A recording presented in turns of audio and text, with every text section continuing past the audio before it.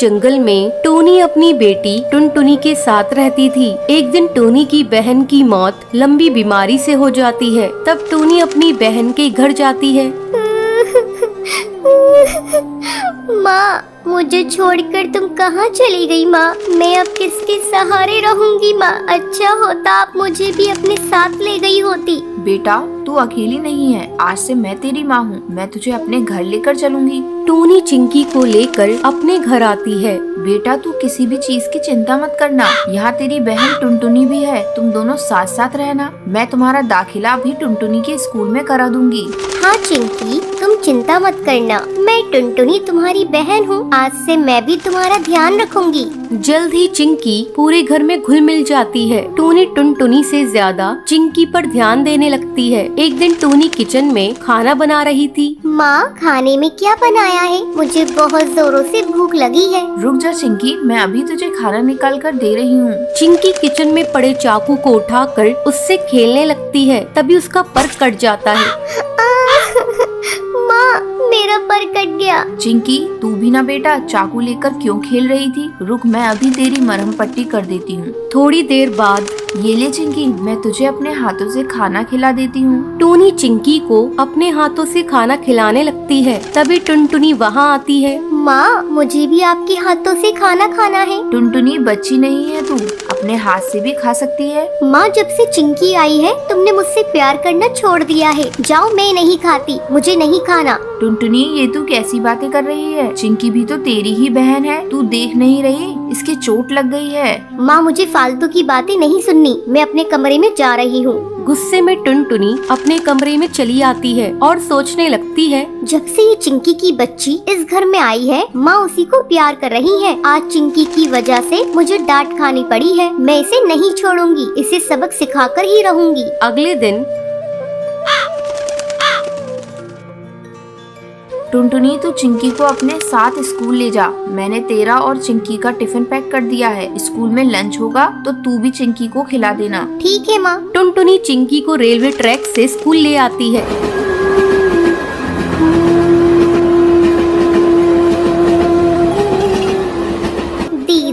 मुझे कहाँ से स्कूल ले जा रही हो? मुझे डर लग रहा है। चिंकी तो बेकार में डर रही है। मैं तो रोज इसी रास्ते से स्कूल जाती हूँ। तू मेरे पीछे पीछे आ। अचानक टुनटुनी का पैर पटरी में फंस जाता है। दीदी, क्या हुआ? चिंकी, मेरा पैर पटरी में फंस गया है और निकल नहीं रहा है। तभी ट्रेन की आवाज आती है। दीदी, लग रहा है ट्रेन आ रही है, जल्दी करो। चिंकी, मेरा पैर नहीं निकल रहा है। ऐसा लगता है जैसे मैं अब नहीं बचूंगी। मैं तुमसे बदला लेना चाहती थी, लेकिन देखो ना, मैं ही इसमें फंस गई। किसी तरह चिंकी टुनटुनी का पैर पटरी से निकालती है। चिंकी, मेरी बहन, अगर आज तू नहीं होती तो मैं इस दुनिया में नहीं रहती। उस दिन के बाद से टुनटुनी को एहसास हो जाता है और वो अपनी बहन चिंकी चिड़िया के साथ खुशी खुशी रहने लगती है।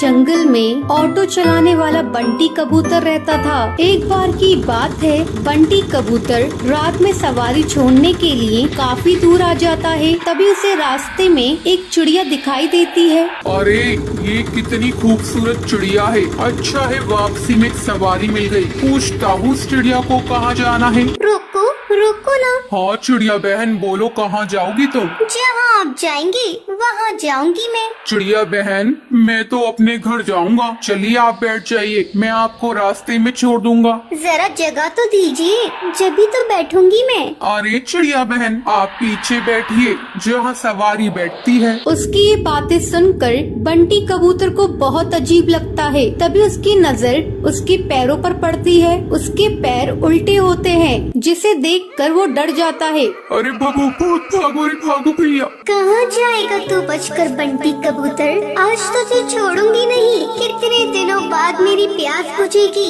इस रास्ते पर कोई आता भी नहीं था, अब तू आया है मेरा शिकार।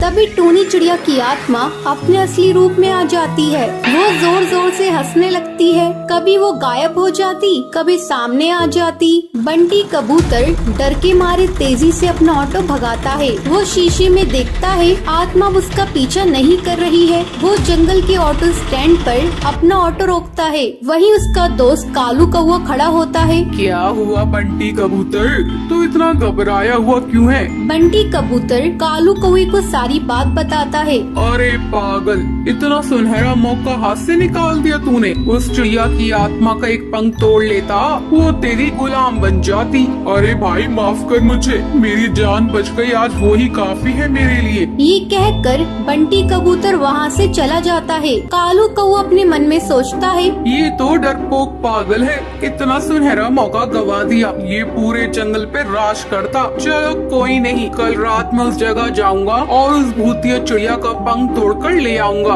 अगले दिन कालू कौवा अपना ऑटो लेकर उसी जंगल के रास्ते पर जाता है। वहाँ पर एक चिड़िया खड़ी होती है। रोको रोको ना, ऑटो रोको, मुझे जाना है। अरे भाई, लगता है ये वही चिड़िया की आत्मा है, इसका पंख तोड़ लूंगा। ये कहकर कालू कौवा अपना ऑटो उसके सामने रोकता है और उसके पंख तोड़ने लगता है।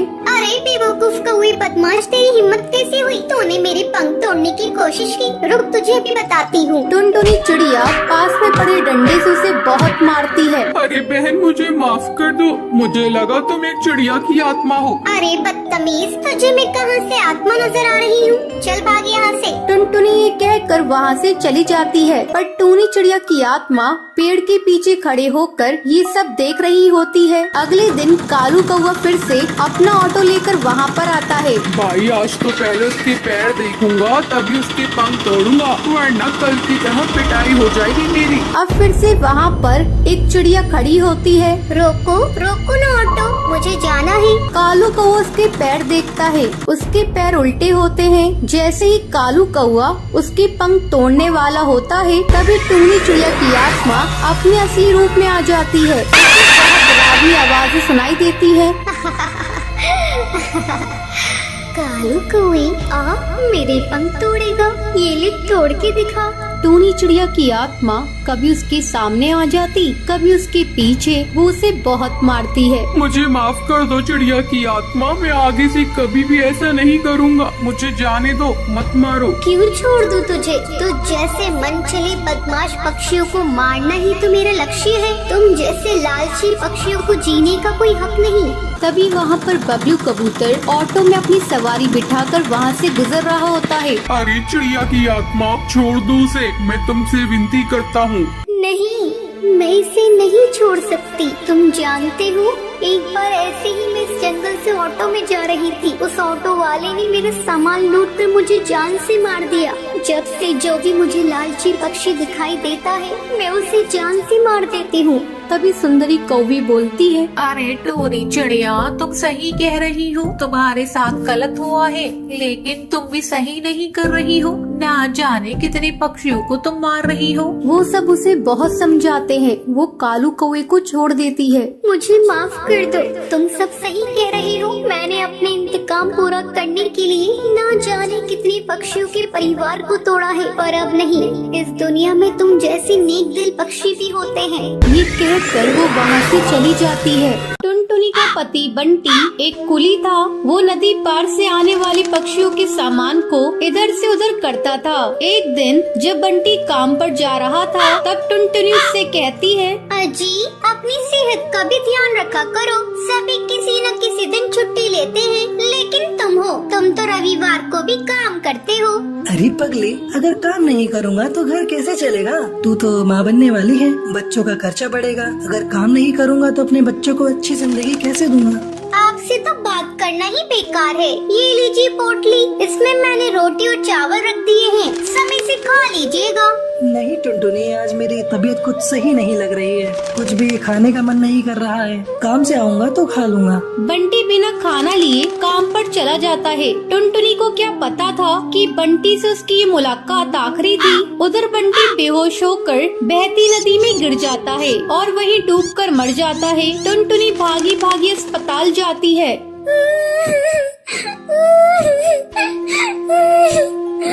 बंटी, ये क्या हो गया?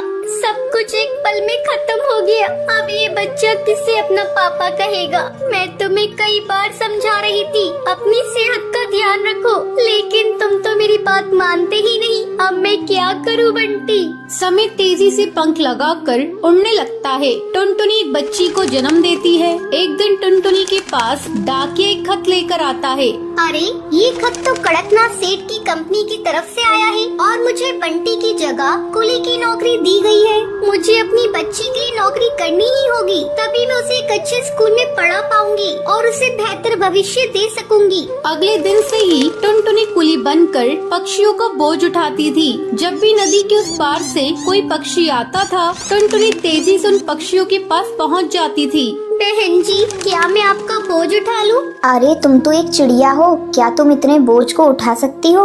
हाँ हाँ बहन जी, मैं सारे बोझ को उठा लूंगी। बहन जी, मैंने अपनी जिंदगी में इतना बोझ उठा लिए है, ये बोझ तो उसके आगे कुछ नहीं है। क्यों, क्या हुआ? और तुम ये तुम्हारी बेटी को साथ में लेकर क्यों घूम रही हो? तुम्हारे पति कहाँ हैं? वो नहीं कमाते हैं क्या? क्या करिएगा बहन जी, मेरी दुख भरी कहानी सुनकर रोज इस नदी किनारे पे कई पक्षी आते हैं और मेरी दुख भरी कहानी सुनते हैं, लेकिन कोई मेरी मदद नहीं करता। अरे तुम मुझे तो बताओ, मैं तुम्हारी जरूर मदद करूंगी। क्या बताऊं बहन जी, मेरे पति की मौत इसी नदी में डूबकर हो गई थी। उसके बाद से मैं यहाँ कुली की नौकरी कर रही हूँ। देखो टुनटुनी, जब तुम्हारी बेटी थोड़ी बड़ी हो जाएगी तो उसको मेरे स्कूल में डाल देना। मैं उसे पढ़ा लिखा कर एक अफसर बनाऊंगी। मैं तुम्हें अपना पता दे देती हूँ। वो बुलबुल चिड़िया टुनटुनी को अपना पता दे देती है। इसी तरह कई साल गुजर जाते हैं। एक दिन जब टुनटुनी अपना घर साफ कर रही थी, तभी उसे उस बुलबुल का दिया हुआ पता मिलता है। अरे ये पता तो वही है जो मैडम जी ने मुझे नदी किनारे पर दिया था। मैं तो बिल्कुल भूल ही गई थी। अब मैं अपनी बेटी को लेकर मैडम जी के स्कूल में जाऊंगी और उसे वहाँ पढ़ाऊंगी। टुनटुनी अपनी बेटी को लेकर उस पते पर पहुँचती है। आओ आओ टुनटुनी, बहुत दिन हो गए तुमसे मिले। मैडम जी, ये देखिए, मैं अपनी बेटी को अपने साथ लेकर आई हूँ। मैं चाहती हूँ पढ़ लिख कर एक अफसर बन जाए, इससे मेरी तरह जीवन में संघर्ष न करना पड़े। हाँ हाँ टुनटुनी, तुम निश्चिंत रहो, मैं तुम्हारी बेटी को अच्छी तालीम दूंगी। तुम्हें एक दिन इस पर गर्व होगा। टुनटुनी अपनी बेटी का एडमिशन उस मैडम जी के स्कूल में कराकर निश्चिंत हो जाती है। उसे इस बात की खुशी थी, उसकी बेटी को उसकी तरह जीवन में संघर्ष नहीं करना पड़ेगा। तो ये थी आज की कहानी। क्या आपको पता है कालू कौवा बंटी कबूतर से चिड़िया की आत्मा का क्या तोड़ने के लिए कहता है? अगर आपको पता है तो आप हमें कमेंट करके जरूर बताएं। अगर आपको ये वीडियो पसंद आई हो तो इसे लाइक और ऐसी कहानियाँ देखने के लिए मेरे चैनल को सब्सक्राइब करना